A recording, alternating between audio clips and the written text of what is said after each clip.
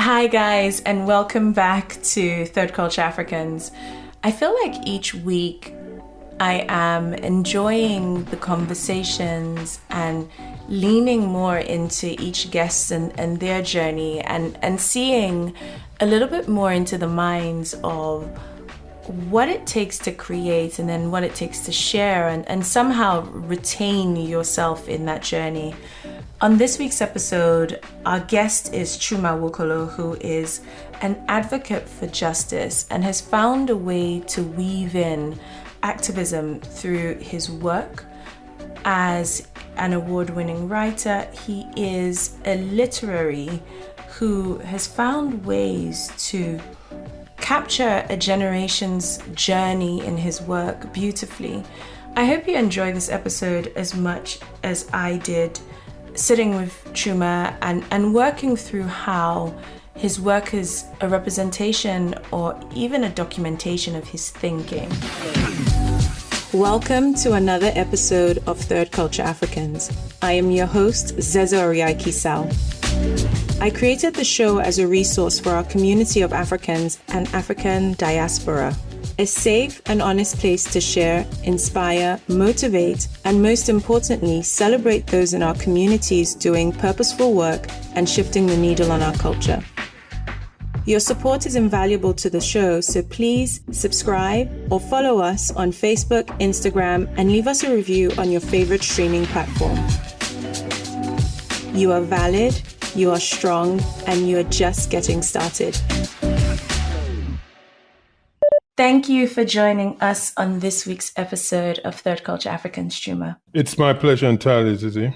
Wonderful. So each guest on the show gets an intro from me because I think often we're all hyphenated, but often, no one ever gives you that introduction in its entirety. I would hope. And so my hope is to be able to do that.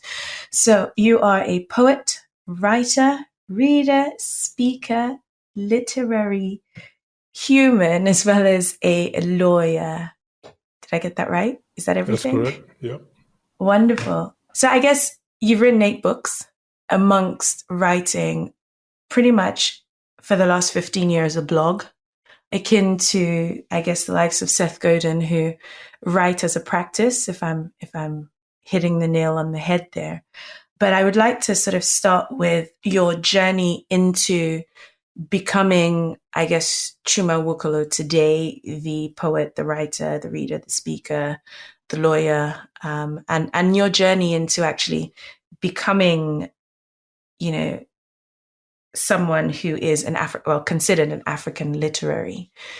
You studied born in Nigeria, studied in Jos up until, I guess, university, and then you were called to the bar in 1984.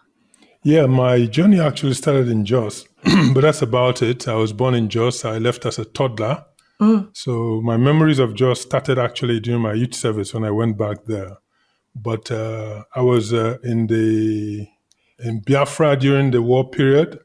Perhaps I should say in Asaba during the war period. Incredible. So my schooling days started basically when I came back, basically as an internally displaced person to Lagos. That should be the language of the moment, really. And so I went to primary secondary school in Lagos. And then I went to university in UNN, University of Nigeria, Nsukka, in Enugu campus. Yeah.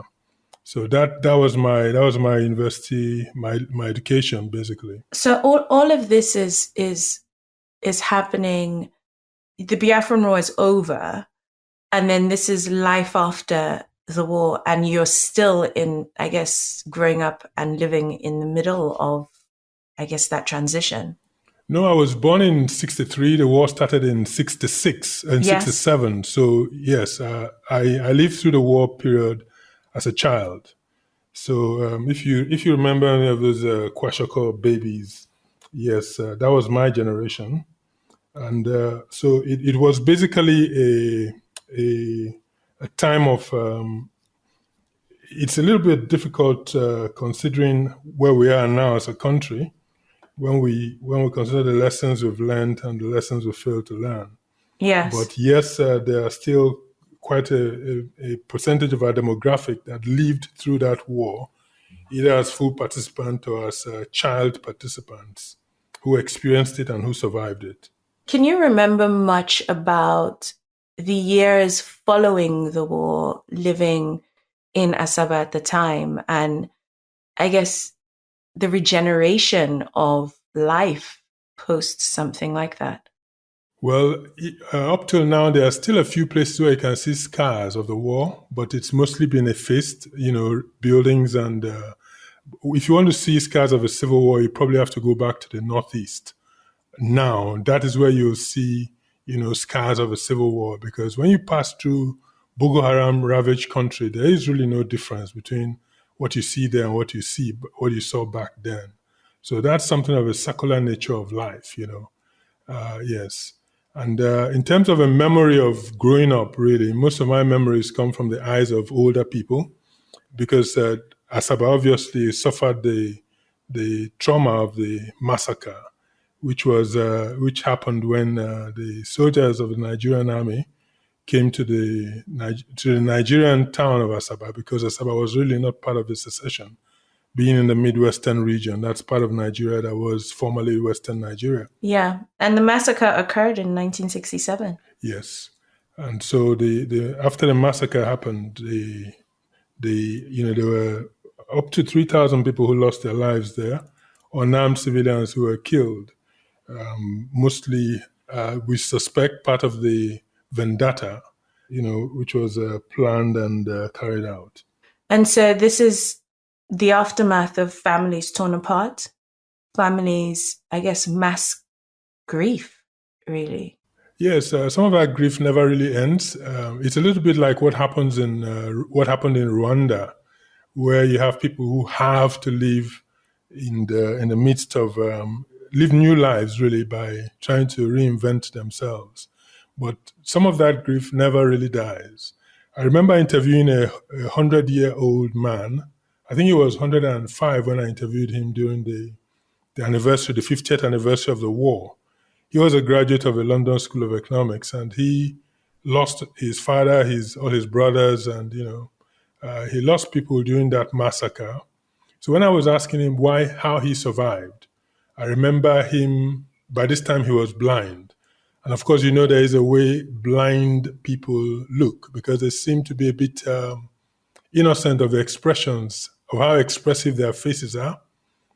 Because they do not see you, they do not see how much emotion you express through your faces. So there was a certain nakedness in his face when he said to me, and his voice broke, and he said that he survived because he ran away. And he ran away and hid. And there was something of the survivor's remorse in it, living 50 years after his brothers had died, that he alone had survived. And of course, his life was never the same. His career was lost. His family was lost. But he had to make a life through it all.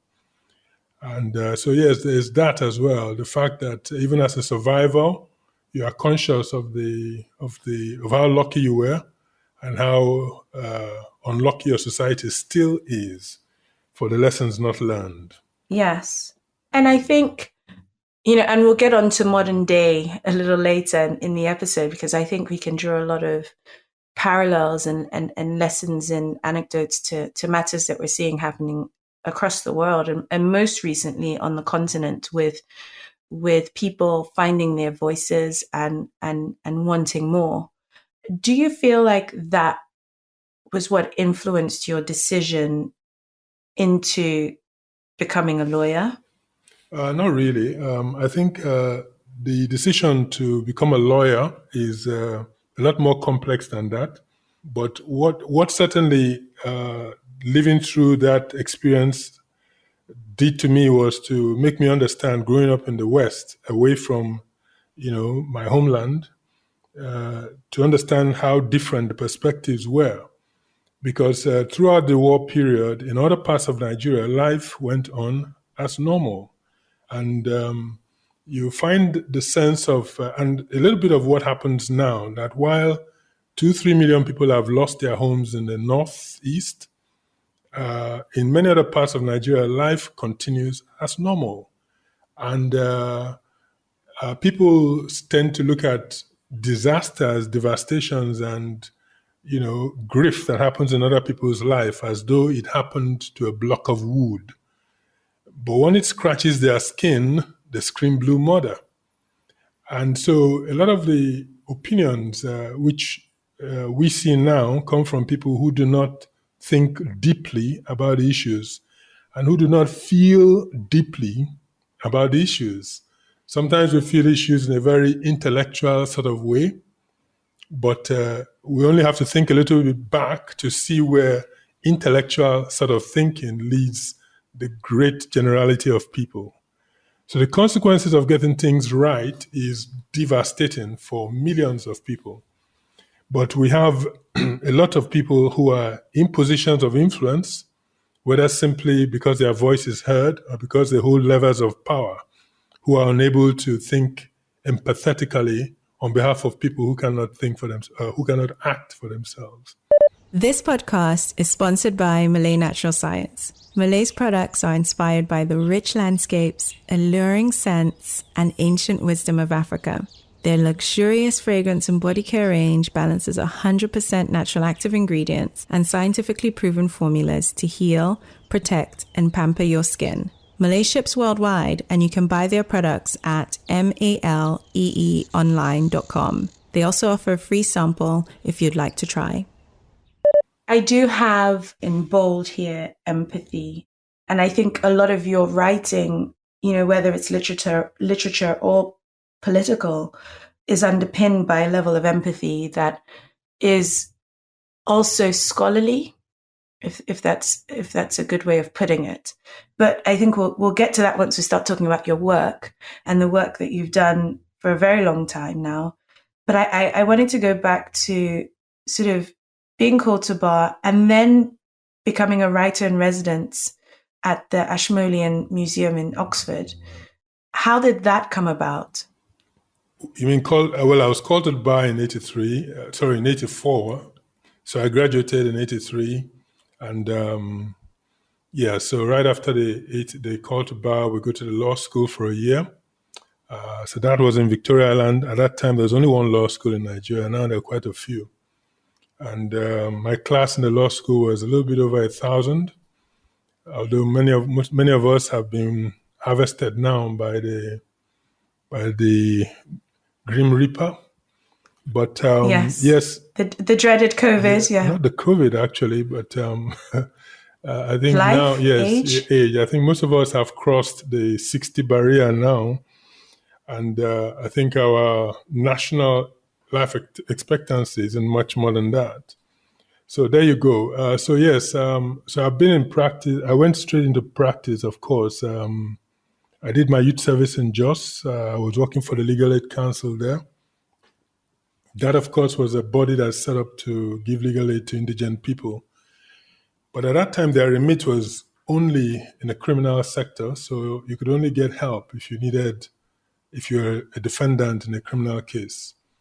So most of my cases then were murder cases. So I think my first cases actually were defending murder accused people. Some innocently accused, some, properly accused.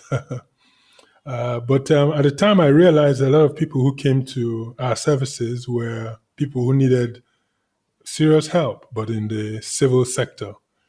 But I explained to them that statutorily we were limited to helping people charged with serious crimes at the time. So I had to start with some of my colleagues. I had to start a civil aid program, which we did on our own time under the youth service. They were all youth service lawyers. So I also did TV programs at the time, giving legal help to people. So those were the things I did back in the early 80s. Before I came back to Lagos to start practice. So for anyone who doesn't know what the Ashmolean Museum is, it's basically a museum of art and archaeology, which is in Oxford. So how do you then transition from that into becoming a writer in residence there? So I practiced in Lagos for a few years, But I think about 2001, I came to England, and I was in Oxford at the time. The Oxford University, the Ashmolean University the Ashmolean Museum rather is the oldest museum in England, and it is now part of the Oxford University, and so their archaeology department, they all have programs in the museum. So at the time, I had gone into the museum as a visitor and walked through the aisles of the museum, and I came up upon a statue. It was the statue of the ram, which was an Egyptian artifact, an Egyptian god. Symbolism Yes, as well, yeah. and I was inspired to write a poem about it. And so while I walked through the museum looking at the pieces, I had all the lines settled in my mind. And then I took one of their literature and I wrote behind it, I wrote the poem. And I thought this was a very productive exercise, my interaction with a single artifact. And I wondered how much more I could do if I did a little bit more of that. So I thought I would structure the relationship a bit. I went in and spoke with their management. I think I had a meeting with their deputy director at the time. They had never had a writer in residence. They didn't quite understand the concept, but we had and so throughout my period with them, I think I stayed with them a couple of years. It was a little bit informal, but at the same time, I was able to do seasonal, maybe every quarter I would hold a reading. And so it would be advertised in the museum in Oxford at large. People would come in and I would recite poems and pieces of my interaction with the pieces in the museum. I'd also bring in some of my friends from around. I remember that Afama Care and Molara Wood and a few other people, Norom Azonye. They came around and did performances with me. And of course, we also had, other poets from Oxford and environs. So it was a good time. And we were able to bring in people who would not normally visit the museum. There was this division in Oxford, still is probably, between the town and the gown. And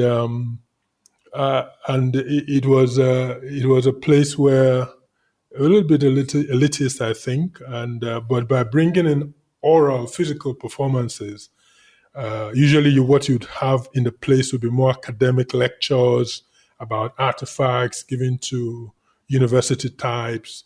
But so this was a cross between scholarly and literary, as well as performative work.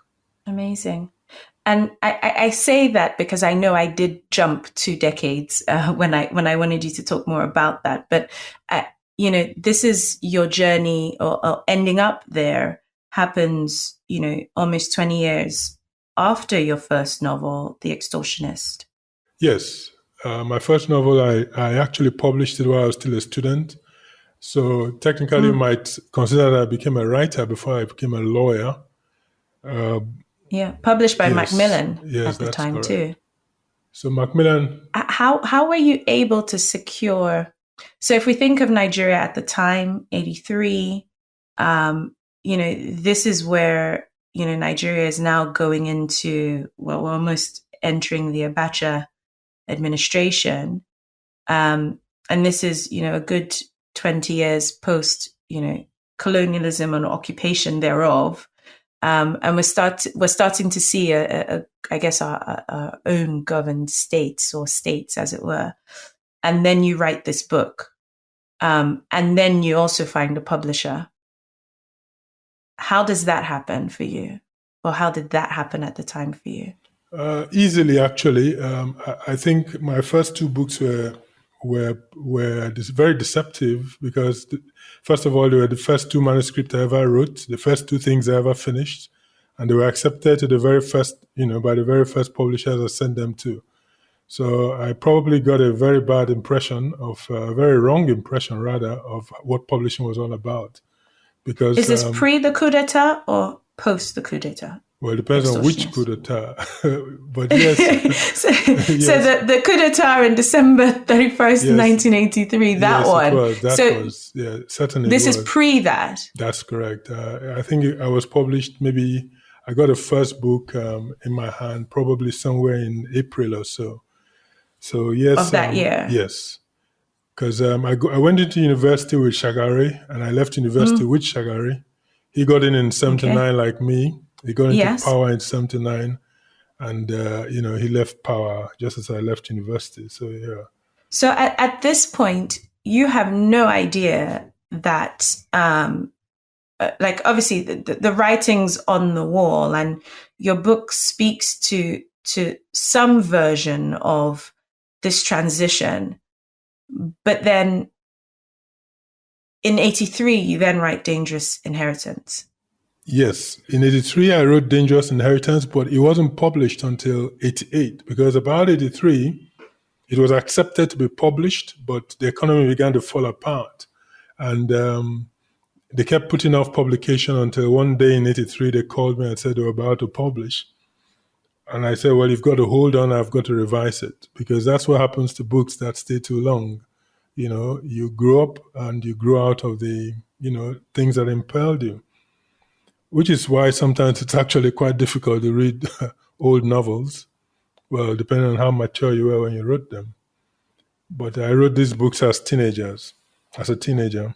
And how much of this work, you speak to, I guess, your age at the time, but how much of this work was starting to birth the consciousness that we see in your work today at the time?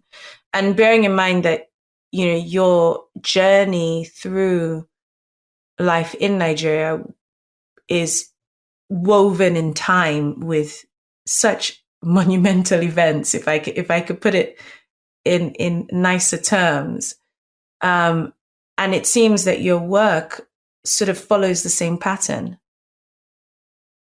Well, I think every novel has to tick over, particularly if you are verging into the thriller genre. You have to thrive on conflict. And even if your life is reasonably sedate, unless you're particularly gifted in putting words together, it is conflict that that holds your reader, turning the pages to the last book. So I have been dramatic in using conflict in my novels, whether or not anyone would think these are typical of our times. But yes, I think after the war, we began to see people who were used to carrying arms refusing to drop them. And it always happens after every conflict. There's an escalation in, how desensitized people are. But I think my books tend to play with that theme of corruption a lot. I know I have friends who argue that our problem in Nigeria is more incompetence and idiots in office rather than corruption per se. But I think that corruption is a tree with many fruits, one of which is incompetence. And I think a few people also argue that Nigeria has done so well with the public sector, the private sector. And if we stop focusing on corruption, look at our film industry, look at our music industry, and all that. But I'd like to know where any of these industries would be when a bomb, hits the building. So the point is that the public sector corruption is at the core of what we are, is at the core of what we can be. And until we sort out that problem, we're marking time. Is that and I use the word loosely, the curse of life after occupation and wanting to define self? And, people use the term Africanism. I don't know if I would use it because I might open a can of worms with you. But is that the aftermath, really, of life after occupation? It's not inevitably the aftermath. Are you talking about the occupation? When you say occupation, do you mean what happened We've had several, right? After the Biafran War ended? Is that what you mean? Well, we've had several within Nigeria as a country, right? So first we have colonialism, then we have the civil wars, then we have, the coups the coup d'etats with, the military, and they all seem to perpetuate the same thing, which speaks to occupation and the system of occupation, and why, while there are a group of people who want to break away from that, there are a group of people who see that as the only way. And I just wonder whether or not the parallel with how you write and your work is very much questioning, I guess, Africanism. What is that? This is my personal thought after spending hours reading about you. But yeah. Yes, I think the power of the narrative is so huge, and unfortunately, we have really abandoned and abdicated that power of the narrative.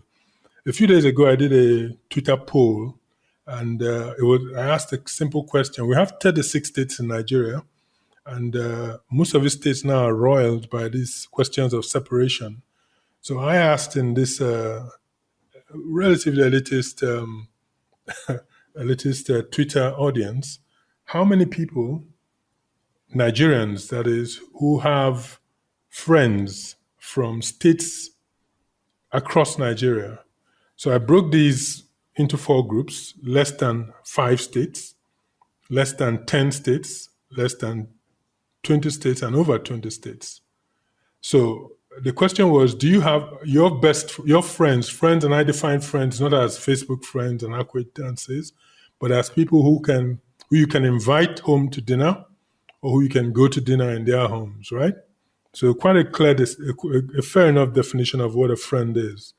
So more than half, and I'm talking about 55% of my polled audience had friends from less than 10 states.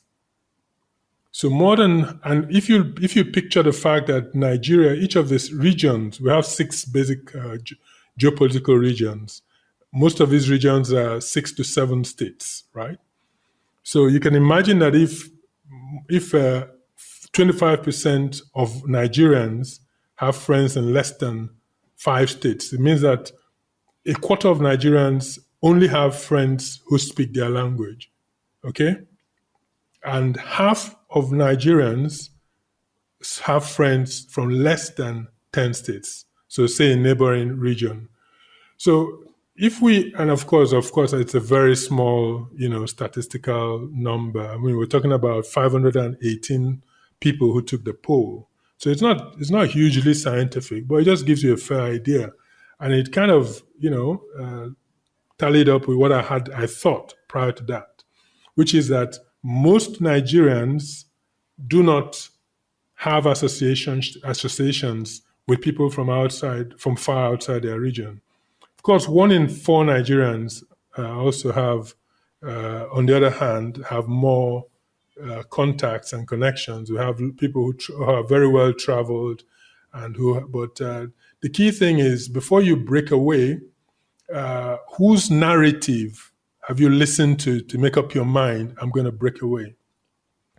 If we have bandits and looters and tribalists in power and in charge of a narrative, and they prosecute these tribal wars against you from all sides now, right? And they represent their regions in parliament, and you have no friends with whom you can have a countervailing narrative. You cannot pick up your phone and call somebody in Ibadan if you are in Imo State, for instance, if you're in Owerri. You cannot pick up your phone and call someone in Mubi if you are in Warri and say, what's happening there? What are your people thinking? If all you have are your own ethnic zealots in your ear, as well as the ethnic zealots from the most virulent strain of zealotry across the regions. And these are the people driving the narrative. You see what I mean? Now, of course, you could argue that if the majority of people do not agree with what their leaders are saying, why don't they speak up? But here's the question. How many people do speak up when their leaders are talking? All our leaders in the National Assembly, do they represent us? Good. So are their actions on our behalf our actions? Are there positions on issues like the most expensive parliament in the world, like in approving trillion naira loans? Are those our positions, or are they their selfish positions? So if we cannot speak up to refute the positions taken by our own leaders, why do we expect the same of the silent majority across the regions? So it's all about that narrative for me. Who is in charge of the narrative? What are they saying? What are they communicating in the narrative? And who's believing it? We've had a lot of experiments in Nigeria. We've had the federal government colleges, we've had the National Youth Service programs, and most of us who did not go through federal government colleges went to the National Youth Service, assuming you had a degree. And the question really is, among citizens who in in secondary school, at great cost to the federal government, were subsidized in their education, and they met people from 36 states in Nigeria, or maybe 12 at the time. Among these people, how many of us were able to keep contact with our classmates through our journeys in life? How many people in their 60s and 50s and 40s today can pick up their phone and dial a classmate from, if they were living in Enugu, dial a classmate from Ilorin, dial a classmate from Sokoto? How many people? How many people are able to? I guess in principle, the intention is not the outcome, which is, yes, I guess what you're saying. Yes. And to be able to create the outcome as intended requires a real shift in mindset, right? Like ultimately, it requires a shift in society as a whole for as intended those outcomes to yield the results that they were meant for. Or I guess your question is, are they really meant for that at this stage? Yes, I think no. My position is that we don't realize our role in dictating a narrative. And each person, for instance, can dictate a narrative. If you were at the center of this experience, federal government college, National Youth Service, posting in wherever it is, it was your option to forge relationships with people, which would change the narrative of whatever anybody tells you. Yoruba has hate Igbos. I say, well, I'm afraid I've got 6 of my best friends who are Yorubas. I've known them all their lives. I'm their godfather of their children. So that narrative that Yorubas hate Igbos is dead in the water as far as I'm concerned. And as far as everybody who I speak with is concerned, I can now isolate it to say, well, this Yoruba zealot hates Igbos and would love for Igbos to hate all Yorubas, but it won't fly with me because my personal experience is different. One of your quotes that I quite love is, great stories can change us. And also, speaking in the same vein, is one that I love from Maya Angelou, where she basically says words are things. And, one day we'll be able to measure the power of these words. I think they are things. They get on walls. They get in your wallpaper. They get in your rugs, in your upholstery, in your clothes, and finally into you. And I guess to speak to your point, you both, beautifully articulate the point, which is these narratives have taken root almost like a cancer, and are permeating through our society and ravaging through society in Nigeria and ravaging through communities, worse than some of these atrocities that we face. I don't know if I summarized that nicely, but it was one of the things that I pulled out in your work that I wanted to really talk about. And I think your work speaks to that. I want to go into your use of, I guess, new technology, blogging, Twitter. You kindly shared your age. And one of the questions most people have for writers, especially today, right, which is, well, when people can self-publish, you have all these platforms where your work can be put out. you've managed to survive 30 something odd years of consistently and continuing to write, as a writer, as a poet, as a literary, and you gave us a great illustration of how that can transform into performative arts. Why blogging? Why Twitter? Why blog for 15 years? Well, that's I think as soon as I started my website, probably 2008 or thereabout, I'm not sure now, but I started a blog, and I've kept it up.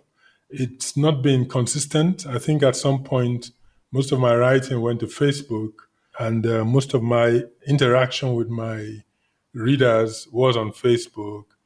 But at the end of the day, there's a sense in which any platform that you don't control is not yours. Because, for instance, I had quite some material on Facebook Notes at some point, and then I hadn't been there for a while, and I went back. Then I realized that, well, they had decided to, mothball it, and of course it was all gone. So some of our writing as writers, I mean, it's a little bit a la carte. I mean, I'm not necessarily more productive than any writer because I blog. There's a sense in which blogging is like an oral tradition, whereas when you internalize your work and you commit it to a longer form in a more permanent, publishable. When I say publishable, I mean it hits the market in a discrete form, either in a magazine page or a book.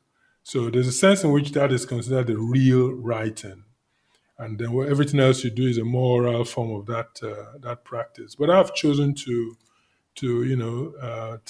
blog.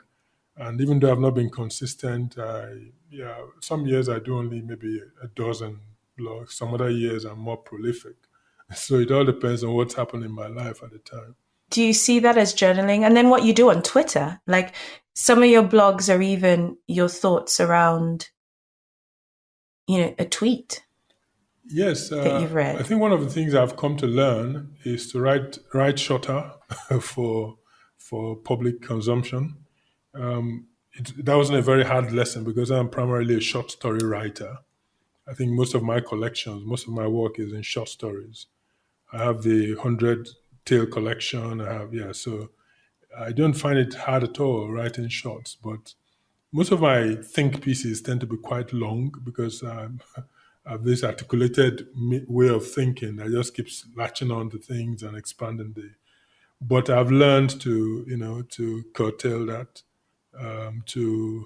While I do have some long reads when I let myself go, yes, around tweets. Tweets have been in fact, I regretted the move from 140 to, is it 280 characters because, I think the shorter the form, the more it forces you to compress your thoughts. So, yes, so I quite enjoy that, writing to tweets, because it helps you to just examine one idea and leave it at that.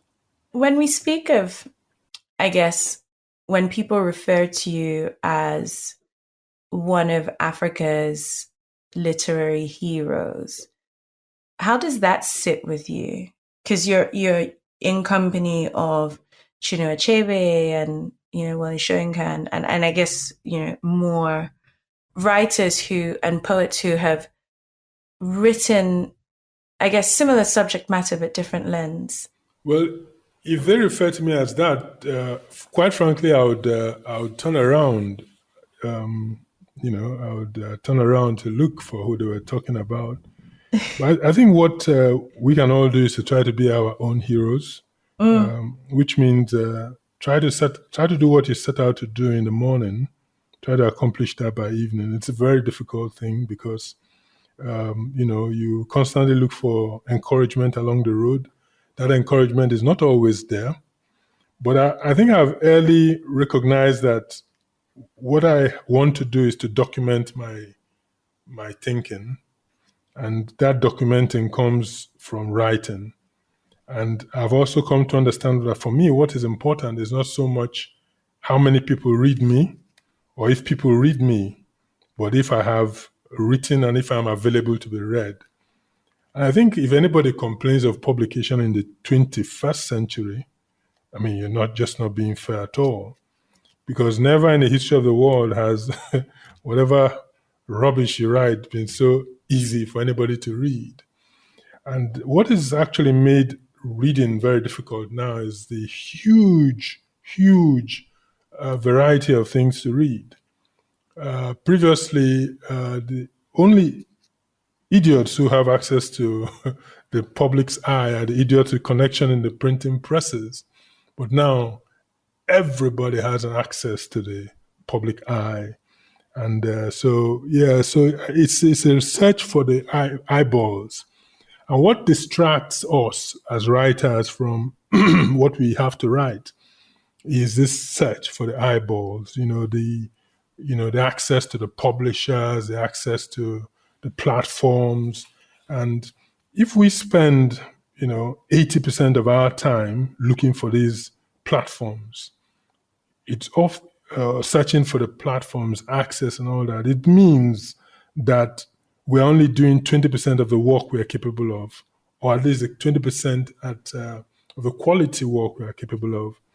So I early decided to focus my time, 80% of my time, on writing the work I'm happy with. And so that may have colored, what I do and how I do it and what results or lack of it I have achieved. But I'm quite happy with it. That takes me to a question I have around publishing. You are now a publisher of your own work, and your decision to do that, given that your early work was with a big publishing house like Macmillan.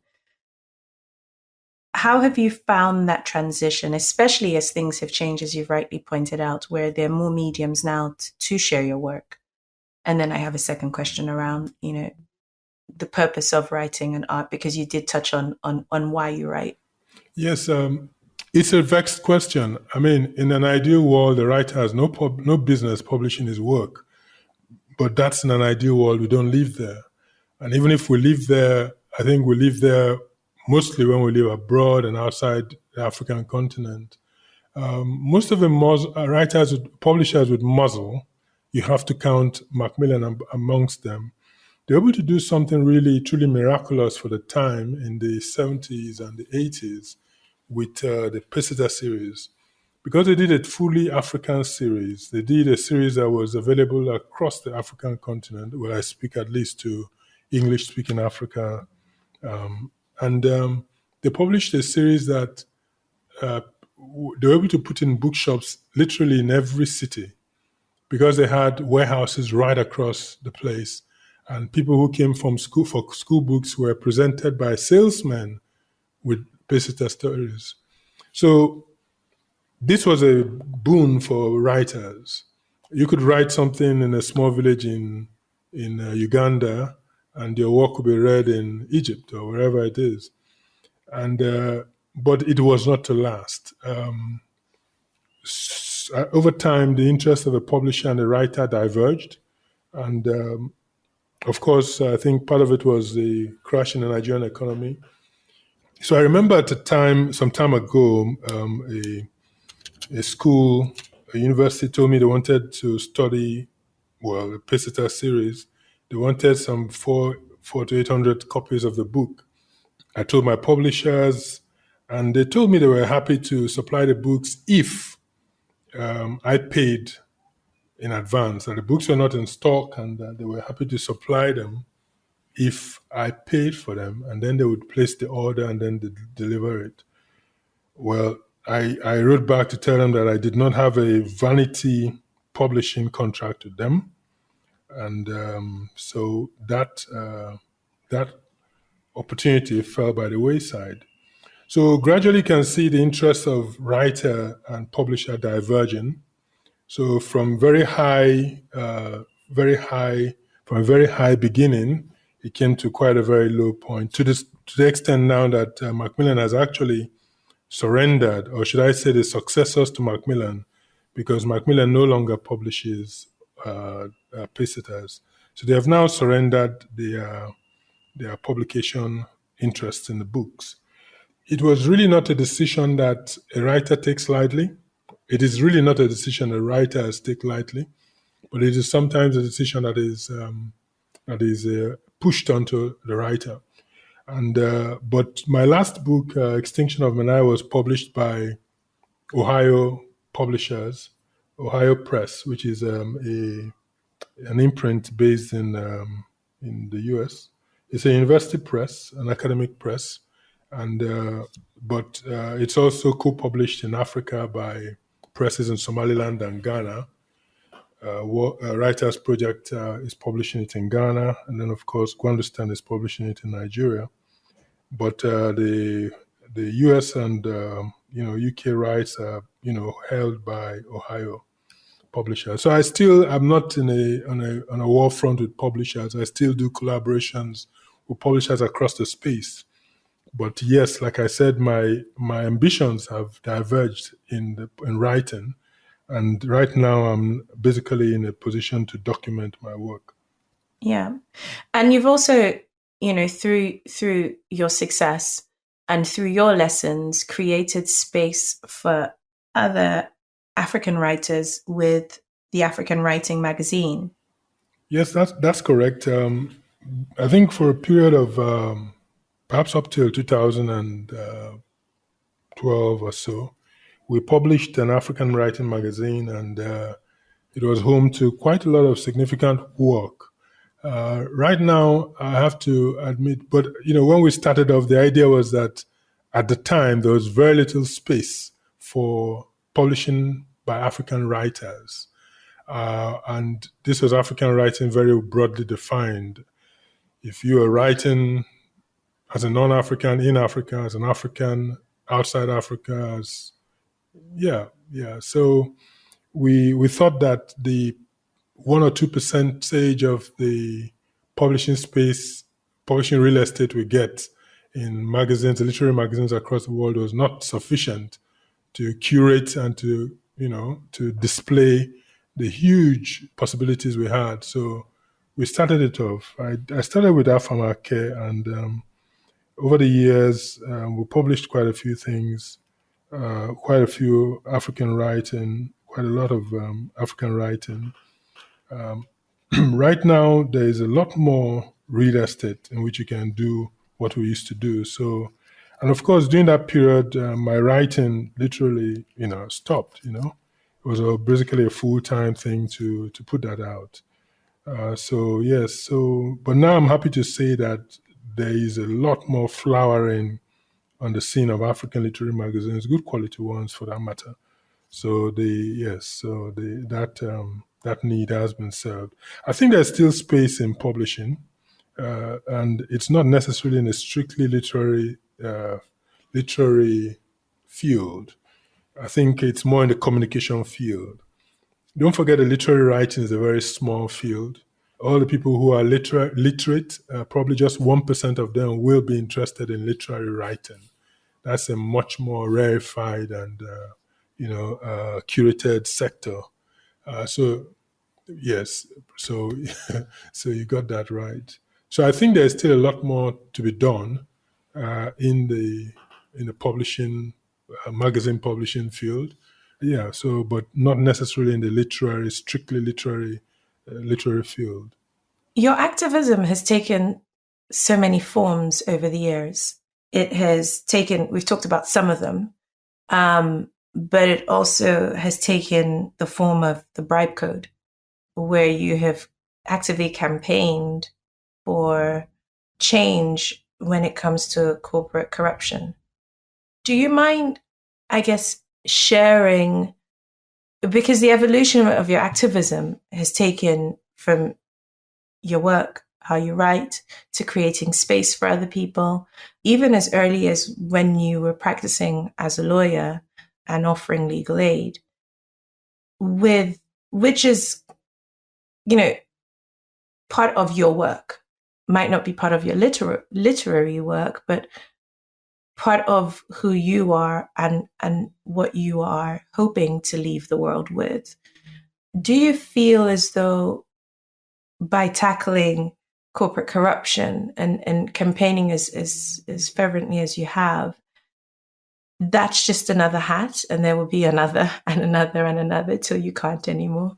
No, I think that the campaign for good governance is at the root of what I am.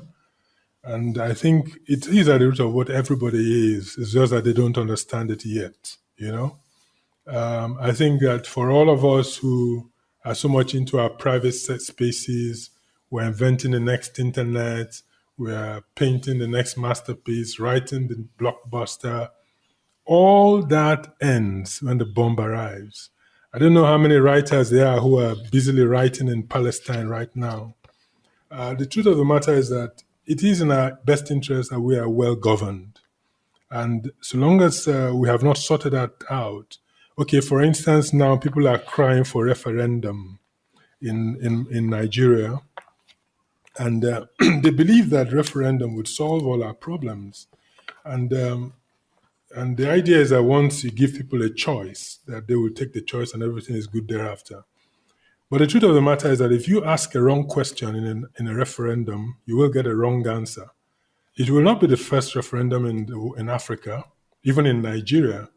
The first referendum in Nigeria was held in the 60s when Southern Cameroon decided to go with Cameroon. And they ended up being, of course, now they are fighting to be free of Cameroon. But nobody remembers that in the 60s, they answered the referendum question, do you want Nigeria or Cameroon? And they answered they want to join their brothers in Cameroon. And of course, the story is different today. The Ambazonia Republic is campaigning to have another referendum and leave. Now, the question is, was that question right or wrong? I mean, northern Nigeria, Taraba State now, decided to stay in Nigeria. They're better off. They're now fighting the Boko Haram. So whether you are going with the deep sea or the hell of the deep sea, it's a bad question. But the one question that was not on that referendum was good governance. And nobody asks that question. We want the simpler thing of, I want self-governance. And if you look at something like Eritrea is the last referendum we had. Again, it was supervised by the United Nations. 99% of Eritreans voted to leave Ethiopia. They left in 1993. And then the head of state started off on a 5-year tenure in 1993. And up till today, that 5-year has not ended. So the question is, will the referendum solve your problem? Or will you simply get into another hell because you did not ask the right question? Yeah. The right question. And I love that you say that because, one of the last questions I had for you was the aspirations that our culture teaches us to have. Because like you said, the aspiration is, paint the next masterpiece, write the next blockbuster. And that aspiration is what we are fed, even within our own families, right? Be a lawyer, doctor. That aspiration doesn't extend beyond what the wider environment could be if you chose or if you were allowed to pursue that interest. And very few people get that opportunity to do it as in the way that you have. What do you say to someone who is questioning that at the moment? Because if we think of economically, the average African is looking for how to better themselves, regardless of where they are in the world, to be able to afford the choice of options.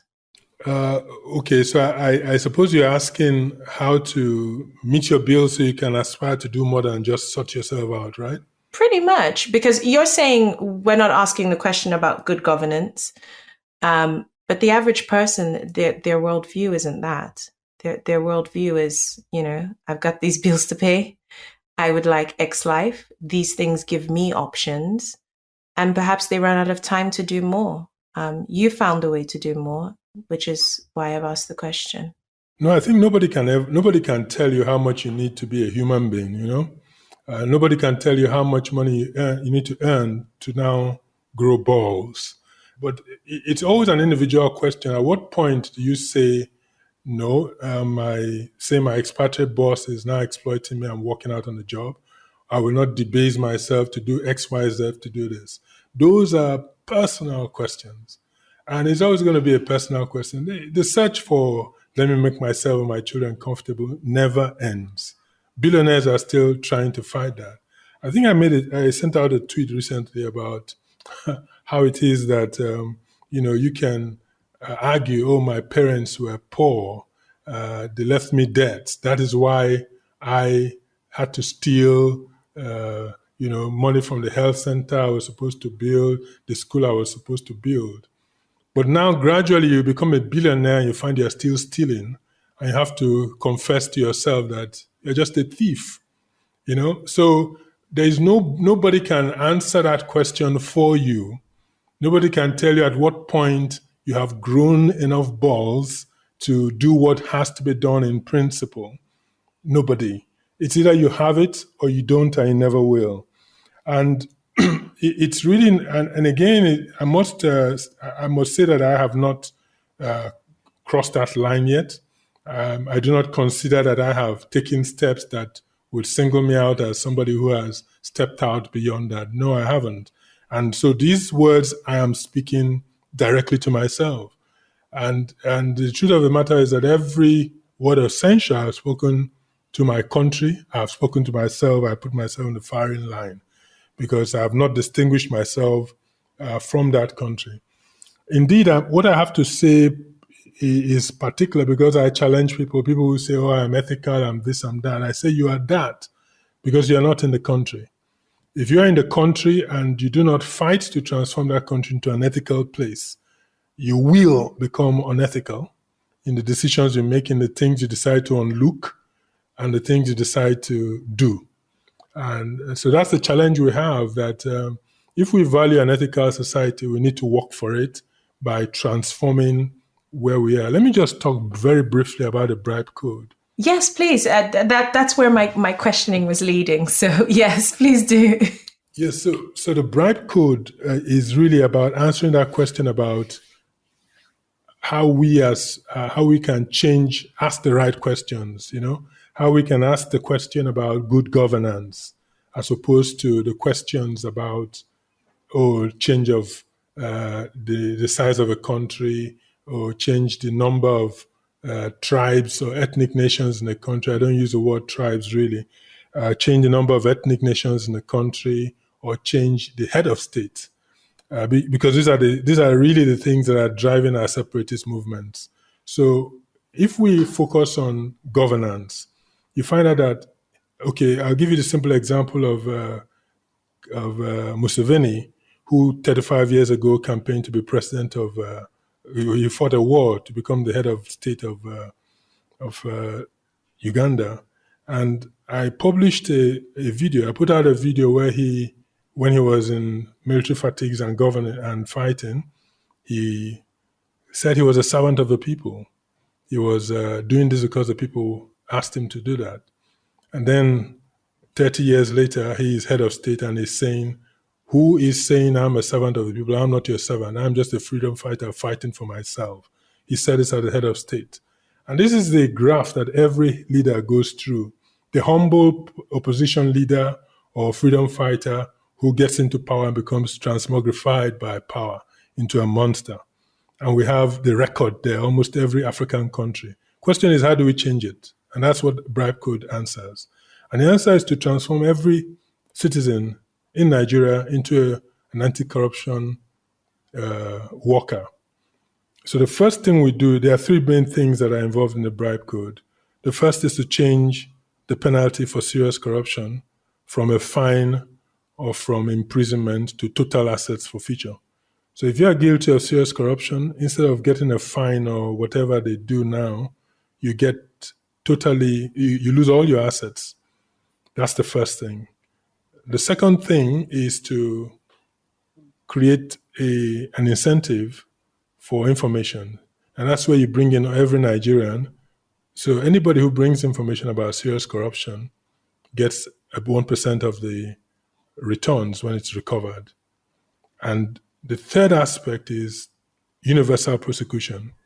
We have so many instances of the Attorney General of Nigeria, not just the current one, but right down in history, being able to terminate prosecutions against, very clear offenders because he wants to, or because he's been reached.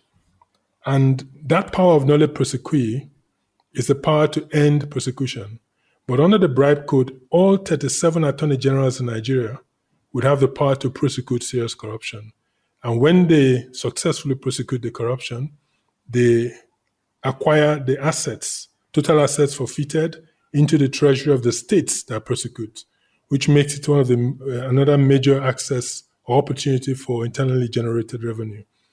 So if we have the BribeCode as structured like that in the toolkit of Nigeria, it means that literally corruption will be eliminated from the bottom, because there's almost every sector that everybody who approaches the seat of corruption would find that they are either put out of business before they start or very soon after they've started. That clears the room of the godfathers. Right now, for instance, if we want to do a secession campaign and we do a referendum, we have a corrupt electoral system which is owned by godfathers and thugs. And we all know the people who own the machinery in each state. So godfathers are there to put down money before elections, to recover money after elections. The BribeCode means that any investment you make in politics, if you try to recover it by way of corrupt contracts or all that, you lose everything you had already. So that cleans the room. It clears the room of godfathers, of electoral malpractice. It opens the room to honest people of vision who want to transform our politics, who want to work and serve, not to make money, but to change the country. So you can see already that the BribeCode could potentially be the transformative agent in our society. Thank you. I think that's a really apt description, and a great incentive for people to start thinking a little bit outside of the box and where they can fit in, to start making a change. How do people get behind that scheme, to help you give it more legs? Well, we have a website. It's called www.bribecode.org. That's one word. So that's bribe and code, one word. And if you go to the website and sign up, the petition goes off to the National Assembly right away. And the whole idea is to get people behind one way to get to sort out our problems. Because one of the things being touted now is that if we go our different ways, we'll be fine. But if we have belligerent countries on both sides of the divide, you know what I mean? If you have badly run countries on two sides of a border, you are worse than you were before. Because right now, for instance, you have Igbos, Yorubas, Hausas campaigning for good governance in Kaduna State as we speak. Now, once you divide a country, it's not the business of anybody else outside Kaduna State. So if you have a dictator in Kaduna State, in Kaduna country, everybody in Kaduna State is in the pocket of that dictator. So essentially, our voice for good governance as a country is more effective as a country. And if we can enable good governance across the country and then secede, you can be sure that nobody is going to have a Boko Haram country with nuclear warheads trained at you. So essentially, Palestine and Israel will not become safer by a border. India and Pakistan will not be safer. A line in the sand did not make India safer. And what we need is to have good governance in place so that the countries are ruled by people who are do not have affiliations to themselves alone. And that is essentially what the BribeCode tries to do. Great. And where can people find you? My website is nwokolo.com. So My books, I have a dozen of them now. So they are mostly available through the website or through Amazon. And my blog, of course, is. Yeah, Waterstones too, I see. You've got Waterstones. They're widely available if they just search for your name, right, on the internet. Wonderful. Thank you so much, Chuma, for joining us on this week's episode of Third Culture Africans. I have thoroughly enjoyed our conversation, and hopefully our listeners can follow up with you and also read your blog. I enjoyed the blog, so it's a great way of great reading, easy and light reading. Thank you so much. It's been a pleasure talking to you, Zeze, and I wish you all the best on your podcast. Thank you. Thank you for joining us on this episode of Third Culture Africans. We are building a community of leaders and game changers and would love you to join in the conversation on thirdcultureafricans.com. Subscribe for news, for tips and more useful resources on today's topic and more episodes to ignite and inspire your entrepreneurial journey. Carry on the conversation on Facebook and Instagram at Third Culture Africans. Your ratings and reviews are important to us, so please leave one on your favorite streaming platform and help us amplify our voices. Until next time, you are valid, you are strong, and you are just getting started.